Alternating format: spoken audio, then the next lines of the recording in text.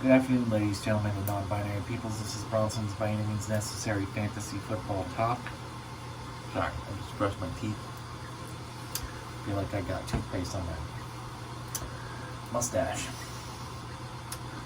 Fantasy Football Talk for Friday, November 18th, 2022. This will be the running back spikes and yikes video, week 11. I apologize for not getting the content out last night. I was busy working, and then I was trying to get over to the Blazers game in time, which I just barely made it. I think I got there like 3 minutes before tip-off. Ended up with actually a pretty damn good seat for being way high up in the 300s, so it's just really annoying because I was on the end, and like I was constantly having to get up for people in the row next to me so they could go to the bathroom or get concessions or whatever.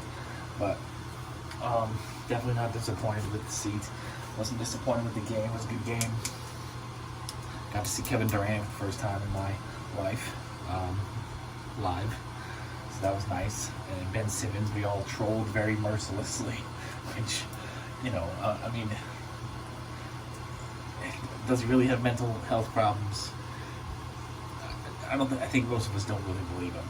So, and most of us don't really sympathize because we still have to go to work and do our job with mental health problems, and we don't get paid nearly what he gets paid. So, yeah, I think that's pretty much the problem. And Simmons actually a pretty damn good game against us, unfortunately, and we lost, but it was a good game. And now I'm still thinking about going to the Jazz game tomorrow. And then I want to try to go to at least one game a week for the next couple of months. Because I do still plan on moving. I just have to. I need my friend to get healthy so she can go tour the apartment complex for me, because I can't do it. Obviously, I can't do it. I'm not going to fly down there to do it. But if not, I'm just going to have to apply for this other one. This other one that I made a connection with. I didn't really want. I mean, it's a really good location. It was a little bit more than I wanted to pay. So, I mean, it was 1,000 plus parking. So it was like $1,050 a month or something. I wanted to say around the $900 range for my place. Didn't want to go over 1,000, but I might not have a choice because I got to get out of this place. Even though this fall weather we're having is wonderful, the wind is nice. It just kind of sucks at work at UPS in the morning since lately it's been 3 a.m., 4 a.m. It's dark, it's cold. We work in a little hub, a little wind tunnel, so we open these doors to put the cans that come off the plane, canisters, on the doors, and so it becomes a wind tunnel in there. It gets pretty cold in there, but that's really the only time the wind bothers me. But the sunny non-wet days, the 50 degrees, great, loving it. Hope it continues for a while. Speaking of EPS, they actually did decide to give us a pay raise. So apparently I wasn't the only one complaining about the midnight shift. So they're still trying to get volunteers for that on Tuesday. And but they're giving people a raise. People are going to make more money for doing that. I still don't think I'm going to do it.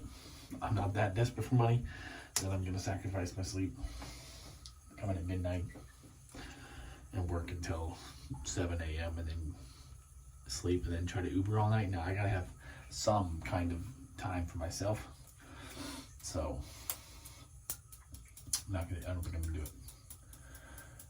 Coming in at 3 a.m. That's an extra hour and a half on my shift right there. That's plenty. That's an extra 7.5 to 8 hours a week. Plenty. I don't need the extra 3.5 hours a day on my paycheck, because EPS is not my sole money, financial It's not my sole job. What else was there to say? I guess there isn't really anything. I'm actually feeling pretty good today, even though I didn't sleep. I only slept like an hour. I tried to stay up all night last night. I started to put a movie on Netflix. But it was kind of a boring one, so I was really struggling to get into it. And then it was like 1:20, I think. I was like, okay, I'm just gonna fall asleep for an hour because I gotta get up at 2:30. Did that. I felt good. Didn't feel good when I first woke up. I laid there for about 10 minutes debating not going in because the 3 a.m. was voluntary, so I didn't have to go in at 3. I could have slept another hour and a half and went in at 4:25. I got up, felt good all morning, came back.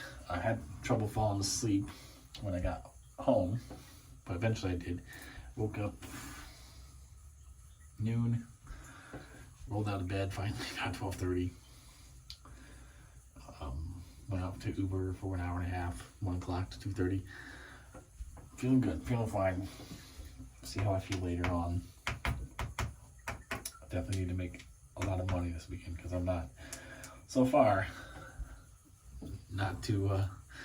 hasn't been too lucrative of a week. It's been a rather frustrating Uber week so far, but today's looking promising. So, anyways, let's get to the running back stuff. Obviously, you're gonna not have the Titans or the Packers running backs, which Packers running backs, as they've done mostly this year, not super great. Derrick Henry was fine. Derrick Henry threw a touchdown pass, which was interesting. So Derrick Henry, probably would have been a top 10 guy. Aaron Jones probably would have been top 15 to 20, even though he probably at the end of the week will not end up being a top 20 guy. But here's your updated top 30 list with my yikes and my spikes as usual. Your top 10, your running back ones for week 11. We got number 1, Saquon Barkley versus the Lions. Number 2, we got Austin Eckler versus the Chiefs. Number 3, we got Christian McCaffrey at the Cardinals. Number 4, we got Joe Mixon at the Steelers. Number 5, we got my boy Dalvin Cook versus the Cowboys, which, in hindsight, I kind of wish I went to this game. I feel like this is going to be a really good game. I mean, the Cardinals game was good, too, and it was a great weekend to be in Minneapolis. I'm not complaining. As it gets closer to this game, I kind of wish I was at this game. Cowboys and Vikings. Should be a good one. 6, we got Jonathan Taylor versus the Eagles. 7, we got Josh Jacobs at the Broncos. 8, we got Alvin Kamara versus the Rams. 9, we got Nick Chubb at the Bills in Detroit. 9, we got Ramondre Stevenson versus the Jets. Your running back 2s for week 11. We got at number 11, Dameon Pierce versus the Commanders. 12, we got James Conner versus the 49ers. 13, we got Devin Singletary versus the Lions. 14, we got Miles Sanders at the Colts. 15, we got Deontay Foreman versus the Ravens in Baltimore. 16, we got David Montgomery at the Falcons. Khalil Herbert is out for the next month, probably the rest of the season. It's the David Montgomery show in Chicago again. Finally. No more frustrations. All David Montgomery all the time. It's going to make David Montgomery fantasy owners very happy coming into the playoffs here. And knock on wood that nothing happens to David Montgomery, even though as a Vikings fan, I could care shit less about the Bears. And I hope, I want them to suck forever. But as a fantasy owner of David Montgomery, we want David Montgomery to succeed, right? So 17, we got Jamal Williams versus the Giants. 18, we got DeAndre Swift at the Giants. So interesting that the Lions running backs are still neck and neck in the rankings, and DeAndre Swift is behind Jamal Williams. 19, we got Najee Harris versus the Bengals. 20, we got Antonio Gibson at the Texans. So Antonio Gibson back in the running back 2 mix. Your running back 3s, I almost said wide receivers there. Running back 3s, 21 through 30. Tony Pollard at the Vikings. 22, we got Brian Robinson at the Texans. So Antonio Gibson and Brian Robinson pretty close in the rankings. One happens to be running back 2. One happens to be running back 3, but they're right there together, 20, 22. 23, we got Michael Carter at the Patriots. Damn it, I need to I'm just so fidgety. I just can't sit still. I don't have ADHD. I don't have mental ADHD, but I got physical ADHD. I just never been able to sit still. It drove my mom crazy. Added to the trauma and the not feeling good enough my whole life. There's always something wrong with me. Always something wrong. And then also there's this thing. I got this deviated septum that I'm pretty sure my nose got broken when I was really young, and my mother just never got fixed. So I breathe loudly when I'm just sitting there. So, and my mom would always, she hated it when she could watch TV and I was sitting there, she could hear me breathe. And so like I had to like consciously make sure that I was not making noise when I breathed when I was breathing. So it's just, more trauma, more mental trauma that I have to deal with now. 24, Cordero Patterson versus the Bears. 25, got Zeke Elliott at the Vikings. So we got Cowboys, both Cowboys running backs, high-end running back threes. 26, we got Kareem Hunt at the Bills. 27, we got Melvin Gordon versus the Raiders. 28, we got Isaiah Pacheco at the Chargers. 29, we got Latavius Murray versus the Raiders. And then 30, we got Jerick McKinnon at the Chargers. So it's interesting. You got both Chiefs running backs there at the bottom of the running back three conversation. You got both Broncos running backs there at the bottom of the running back three conversation. So, my yikes. Let's get those out of the way first. Always get the bad news out of the way. So you always want to end on a high note with the good news. So, my yikes. My first yike is going to be Jamal Williams at 17 at the Giants. I know that he's been pretty damn good this year for the Lions. The Lions it was a very shrewd investment, was adding Jamal Williams. But I feel like this is the week, not to spoil my spikes, but I feel like this is the week DeAndre Swift is going to reassert himself, reclaim his dominance in that backfield. And so Jamal Williams, I think, is going to be more of a running back 3, less of a running back 2. But I really have no evidence to back that up. It's just my feelings. Maybe it's just my wishful thinking. But although I do have both of them, obviously DeAndre Swift was a high-end investment, though. Jamal Williams was a waiver wire claim. So you kind of want one to pan out a little bit more than the other. My next yike. A couple of guys at the bottom of the running back 3 conversation. Melvin Gordon and Latavius Murray. Like, I'm not touching. I want no part of the Denver backfield. The Denver backfield has become what it used to be under the Mike Shanahan regime. You just could never trust any Denver running back, and you can't trust any Denver running back right now. I want no part of it. Melvin Gordon and Latavius Murray, neither is in the conversation for me this week. They're both on the bench, if I own them at all. So, for the spikes then, DeAndre Swift at 18. Like I said, I think this is the week that he's going to reclaim his dominance. This is the first week I think I've seen him in his whole career where he doesn't have a questionable designation next to his name. So that should assume that he's 100% healthy. I like him to be more of a high-end running back 2, because I don't know who's going to fall out of the running back 1 conversation this week.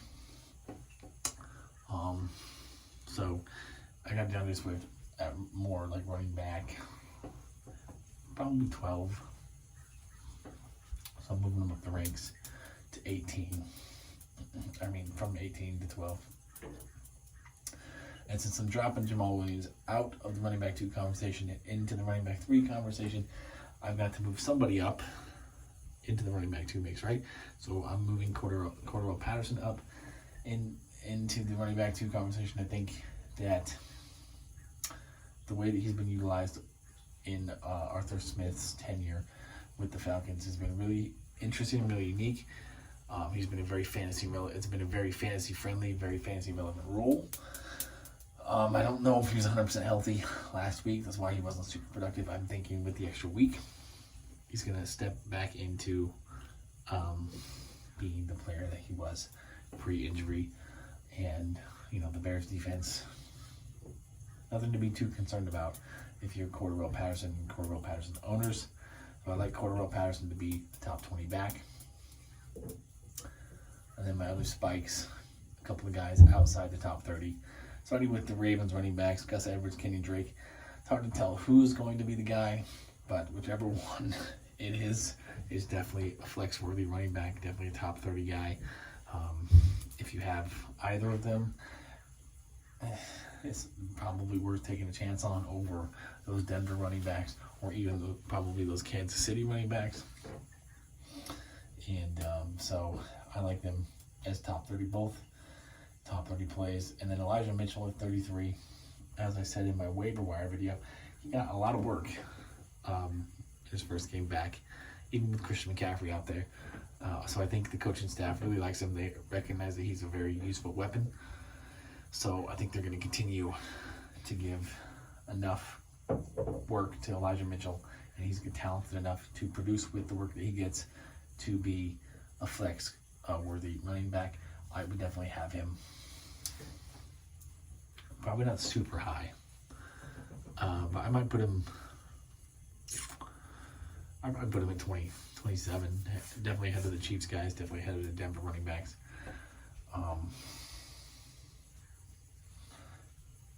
So not in the top 25, but low end running back 3 conversation.